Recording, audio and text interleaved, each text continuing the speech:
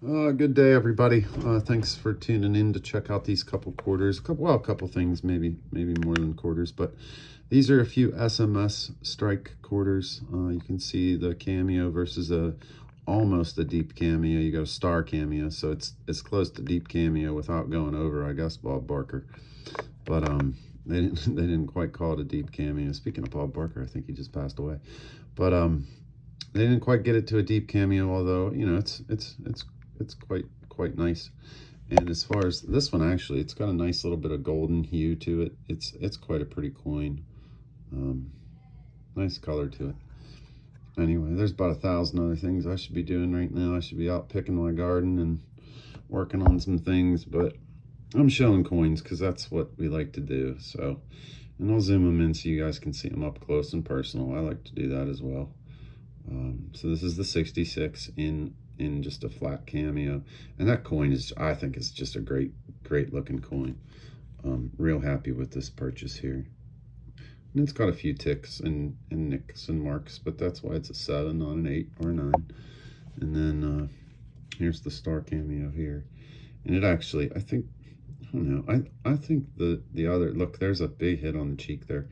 I think this is, and with that little whiting on the edge that you can see right there, I think this is a much more attractive coin. And I don't know if you guys would agree with that, but try to get them side by side in there. But the one has a little bit more toning, obviously, than the other. The 66 does. And granted, the charcoal on black, charcoal on white, and the white and black, whatever, the gray and black, that you get from the Cameo, it is better certainly on the 67 than it is on the 66. But I think the 66, as far as eye appeal for the coin goes, I just think it's a better looking coin all around. But either way, both of them are pretty good. So a couple things I'll show, other things I'll show real quick is this guy here. This is a 58 in 67. And I got this coin for a steal on eBay. The pictures didn't show any of that color, and there was almost no bidders, and it went off in the middle of the day. And I put like a $47 max bid on this coin. And go ahead and look it up. That's what I got this coin for. And look up what a 58D in 67 is supposedly worth. I think under 50 bucks is a stunning buy, a stellar buy. And it's a pretty good coin. I'm pretty happy with it. Speaking of pretty good coins, this one, and again, here we go with US Mint and some of that hazing going on their proofs. But this is the silver proof set. And I do like these quarters. I specifically really like this one. And if you look real close, everything in her dress says something. How cool is that? Although her head looks like it was just like popped on top, now that we're looking at it that close. It's kind of funny looking, actually. But from there, I just thought that was a very beautiful coin. And I thought I'd share those. Those are silver proof Washingtons. I'll add those to the collection. I feel like they toned down the frost just a little bit on these. And that penny, I really like it. And these halves. And I'm saying that in comparison to the Morgans and Peace that just came out. Because if you look at the obverses on these, I mean, they do have that white and black like the Morgans and Peace do. But this is a little more toned back, I think, like the nickel. I just like this better. And I wouldn't quite call it toning yet, but the penny has a color to it that's almost like a pink.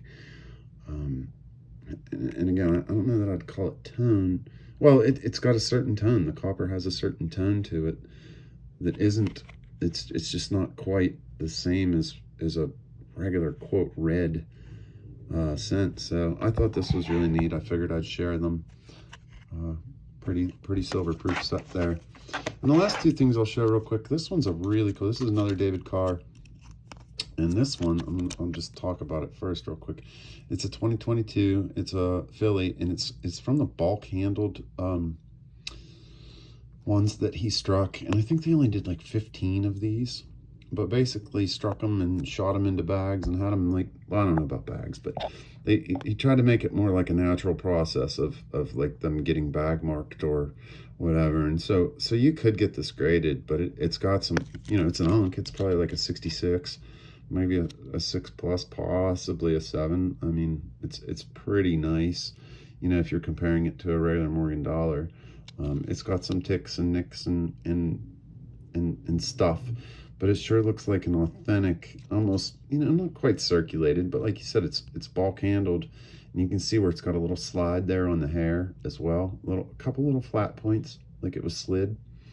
And it's just, I don't know, I think it's pretty cool that it almost looks like it was intended for circulation. It's possible there's even some dye polish marks right there. We're going to try to check that out real close. I'm not sure exactly what all that is. I'll have to look at it a little closer with the loupe. But again, it's an overstrike. Well, actually, is this a, yeah, on a genuine Morgan Dollar. So this is overstruck on a Morgan, and pretty rare like that. Pretty rare to find that like that.